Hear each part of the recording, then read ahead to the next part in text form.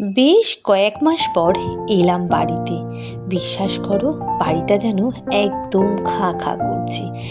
ঢুকতেই গেটের সামনে একটা গরু বাঁধা ছিল, তার গোবর পড়ে রয়েছে, সেটা নিয়ে একটু দিদি মজা করলো। তারপর আস্তে আস্তে বাড়িতে ঢুকছিলাম আর চারপাশটাকে দেখছিলাম। ভীষণ মনটা খারাপ লাগছিল, খুব কষ্ট হচ্ছিল ভেতরটা দিয়ে।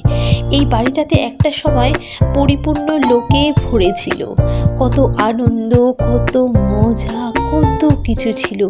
চারদিকটা পরিষ্কার পরিচ্ছন্ন, মানে একদম আলাদা রকম ছিল। আর সেই বাড়িটাতে চারপাশে নোংরা, আবর্জনা, পাতা কিরম যেন একটা হয়ে রয়েছে। বিশ্বাস করতে পারছি না যে একটা সময় আমরা এই বাড়িটাতেই থাকতাম।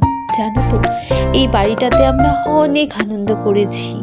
এই বাড়িটাতে বহু বহু স্মৃতি, অনেক কিছু, যেটা আমি বুঝিয়ে তোমাদেরকে বলতেও পারবো না হয়তো।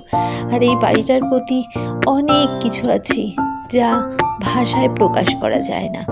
এই বাড়ির মধ্যে ছোট্ট ছোট্ট স্মৃতি অনেক চারপাশে লুকোনো। দেখো, বাড়ির চারপাশটা কেমন যেন একটা হয়ে রয়েছে। চারদিকটা দেখলে যেন ভেতরটা দিয়ে একটা কষ্ট ঠেলে আসছে। আর এটা আমাদের মায়ের মন্দির ছিল। এখানে কত মজা হতো জানো তো। এখানে বছরে পুজোর সময় কত আনন্দ, কত মজা। আর সেই মায়ের পুজোর ঘরটাই দেখো আজ উল্টে পড়ে রয়েছে। চারপাশটা কেমন একটা যেন হয়ে রয়েছে, বুঝতেই পারছি না। সেই পুরোনো দিনের কথাগুলো মনে পড়লে একটা ভেতর দিয়ে কষ্ট পেয়ে আসছে। জানো তো, এই যে বাড়িটা, এই বাড়িটা ছিল আমাদের অনেক হাসি খুশি, মজা, আনন্দের। দেখো, চারপাশে আজ পাতা পড়ে কিরম যেন একটা হয়ে রয়েছে। মনে হচ্ছে যেন বাড়িটায় বহুদিন মানুষ বাস করেনি।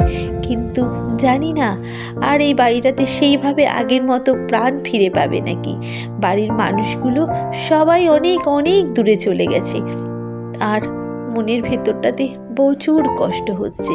এইভাবে আস্তে আস্তে জানি না আর কতদিন আমরা এইভাবে থাকতে পারবো। যাই হোক, তোমাদের সঙ্গে কিছুটা শেয়ার করলাম, যেহেতু বহুদিন পর বাড়িতে গেছি। এবার বিদায় জানানোর পালা, চলে যাচ্ছি আবার সেই নিজের বাড়িতে। মানে নিজের বাড়ি বলতে শ্বশুর বাড়ি।